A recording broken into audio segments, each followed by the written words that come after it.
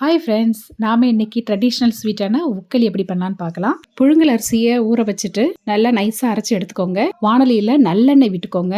1/4 kilo அரிசிக்கு 200 gram நல்லெண்ணெய் எடுத்துக்கோங்க.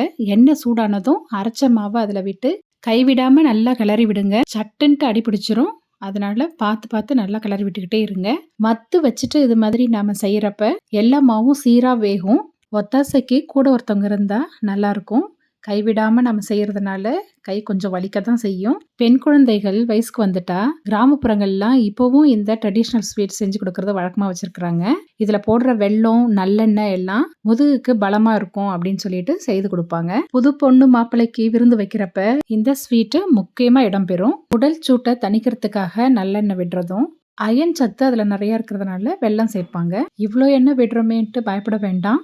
மாவு நல்லா வெந்து சாஃப்ட் ஆயிடுச்சான்னு பார்த்துட்டு துருவி வெல்லத்தை அதோட சேர்த்துக்கலாம். விடுமுறைக்கு அம்மா வீட்டுக்கு போனாலே அம்மா கண்டிப்பா இந்த ஸ்வீட்டை செய்திடுவாங்க. குழந்தைங்க நான் நீட்டு சாப்பிட மட்டும் இல்லைங்க, செய்யவும் போட்டி போடுவாங்க. மத்து வச்சு செய்யறதுனால குழந்தைங்களுக்கு இன்ட்ரெஸ்டிங்கா இருக்கும். நமக்கும் வேலை கொஞ்சம் சுலபமாயிடும்ல. இது மாதிரியான அனுபவங்கள் உங்களுக்கும் இருந்தா என்னோட கமெண்ட்ஸ்ல ஷேர் பண்ணிக்கோங்க. உக்களி ரெடி ஆயிடுச்சு. தேங்காய் துருவல் கொஞ்சம் சேர்த்துக்கலாம். நெய்யில் ஒரு பிடி முந்திரி பயிரை வறுத்து போட்டுருங்க. ருசியும் அபாரமா இருக்கும். ஏலக்காய் கொஞ்சம் தட்டி போட்டுடலாம். ஆஹா, வாசனையும் சூப்பரா இருக்கு. அட, என்னங்க இவ்வளோ முந்திரி பயிறு அப்படி தானே நினைக்கிறீங்க? நம்ம ஊர் பெருமையை காட்டுறதுனால மனசு கொஞ்சம் சந்தோஷம், அவ்வளோதாங்க. மெத்துன்னு சாஃப்டா சூப்பரா ரெடி ஆயிடுச்சு உக்கடி. நீங்களும் இது மாதிரி ட்ரை பண்ணிட்டு எப்படி இருந்ததுன்னு சொல்லுங்க. பாய்.